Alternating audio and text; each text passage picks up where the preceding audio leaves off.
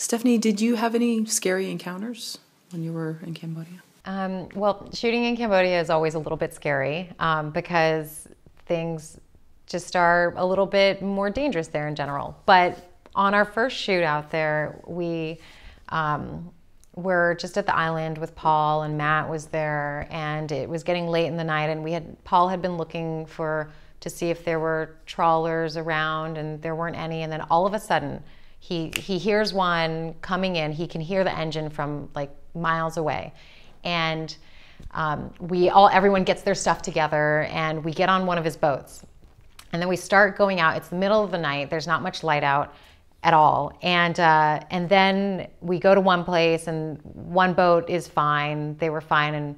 And then we go to another, they try to go to another boat, and they realize it's bigger or something like that. And so then Paul stops by one of his other boats. So he has a medium boat at this time. And then there's a bigger boat that they want to take for like reinforcement. So he stops by there, and then it's just insanity. It's so total chaos, just on these like little wooden boats, just running around everywhere. And I jump into the bigger boat because I think that it's going to go, we first imagined that it was going to go with them, only to realize that I became completely separated by Christopher. I could still hear a little bit of what's going on this, like on one of our mic things, and on one of our recorders, but I couldn't hear everything, and I kept expecting my boat to meet up with them. And so I lost Christopher for several hours. I had no idea what was going on. I was totally terrified. I could only hear a little bit of static coming in and out. And then like finally when we find them, because they were just like out in the middle of the water, and the person on my boat couldn't find them. Finally, when we find them, they were side by side, this other trawler filled with like illegal fishermen, and Christopher's just there shooting. And like we're just screaming. It was just terrifying. And that was a fun night. And also we had two wireless lavaliers, and she had a recorder, and she was recording one of them, and I was recording another one attached to the camera. But the problem is that she had the receiver for the person that I was in the boat with, and then I had the receiver for the person she was in the boat with. So we ended up getting out of range, and then kind of not entirely messing up our audio, but it certainly didn't help anything. But it was just funny because like it's things you don't anticipate like that come up all the time, and yeah, you know. Yeah. And then I'm just like sitting on a boat that's going nowhere for a couple hours while Christopher is out, like maybe dead. I have no idea. Maybe kidnapped. Who knows? Maybe he's in Vietnam and no one will know. And I'm just hanging out. So during that, at this point, what are you thinking about the documentary? Or the trip that you've taken? Is it? I'm just hoping he's getting good footage. Okay. That makes two of us.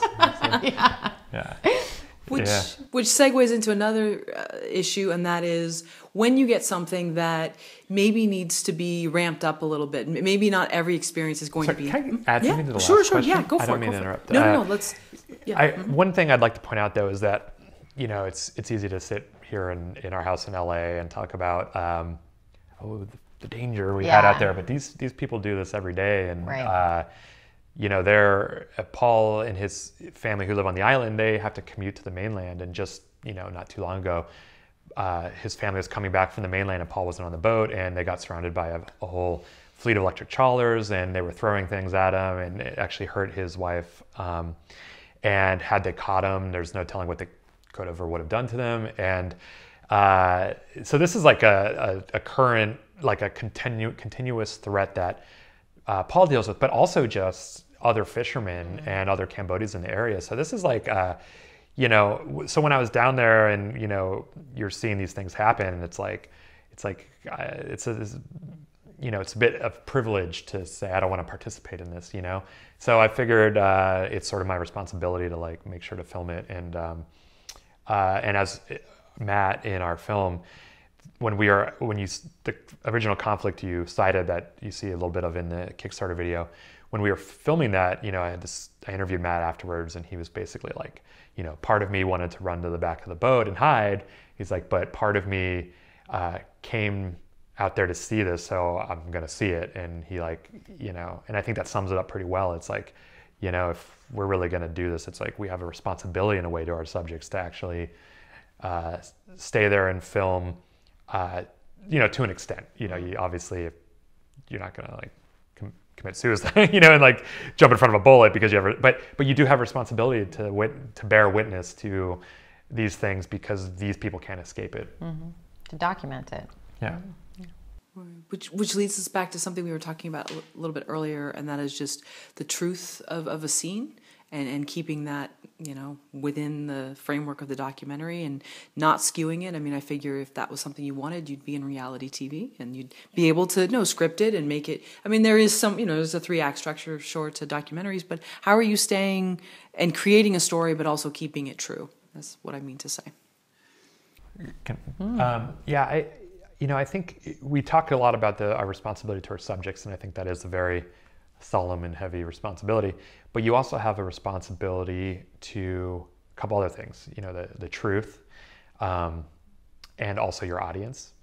And, you know, while we are filming people in Cambodia, our audience primarily is going to be a Western audience. So the truth then that we also have responsibility to is kind of influenced a little bit of both. You know, we want to definitely, you know, make sure we portray our characters in a fair way, in a truthful way, and like, you know, share their truth. But we also, you know, are making a product for people in primarily North America, but also, you know, potentially Europe and some other places. So you also kind of have to focus a bit on what's interesting to them, because then otherwise your film will never get seen. And that's the sort of double-edged sword, is like you're still making entertainment that needs to be sold. So you have to kind of include certain elements that maybe your subject wouldn't, because you know, they think like, no, like this is actually more important, but maybe that thing, even though it is more important, if you just focused on that, the movie no one would watch the movie. So you're constantly balancing creating an engaging, interesting project with telling the truth, with what your subjects want, how they want to be portrayed, and what they want to show on camera. And it's a very tricky balance.